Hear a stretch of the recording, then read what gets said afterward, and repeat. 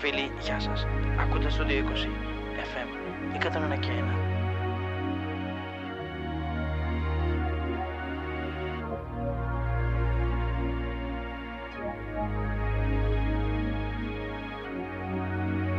Ξεκινάμε σήμερα με Going Through.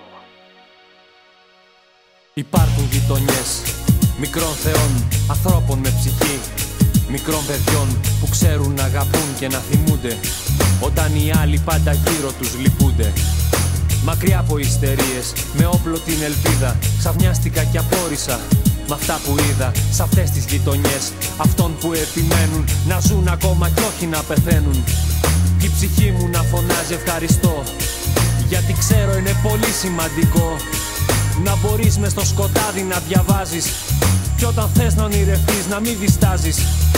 Μιλώ για αυτές τις γειτονιές, για εκείνους τους ανθρώπους που έχουν σαν και εμάς τόσα όνειρα και στόχους. Είναι για σένα φίλε τούτο το τραγούδι, σου το στέλνω και μαζί ένα λουλούδι. Μικροί θεοί, οι άνθρωποι που ακόμα επιμένουν,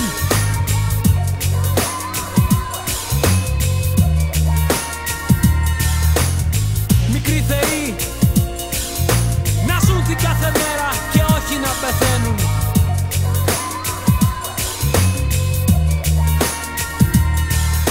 Χαμόγελα που πάντοτε είναι αληθινά, διαθέσεις που δεν κρύβουν μυστικά και κάποιες δακρυσμένες χειμωνιάτικες βραδιές από εκείνες που ονειρεύεσαι και κλαις.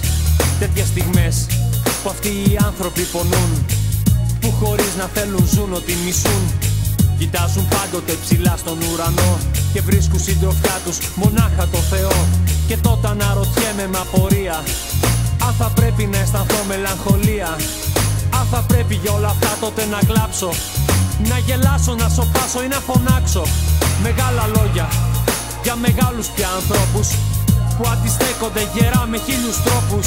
Και μέσα από όλα αυτά που έχω να τους πω, ας κρατήσουν ένα μόνο ευχαριστώ.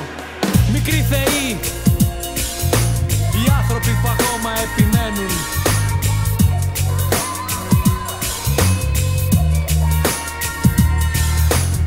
μικροί θεοί, να ζουν την κάθε μέρα και όχι να πεθαίνουν.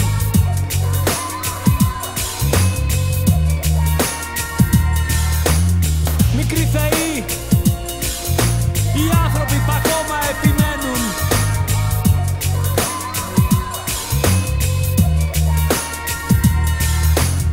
μικροί θεοί, να ζουν την κάθε μέρα και όχι να πεθαίνουν.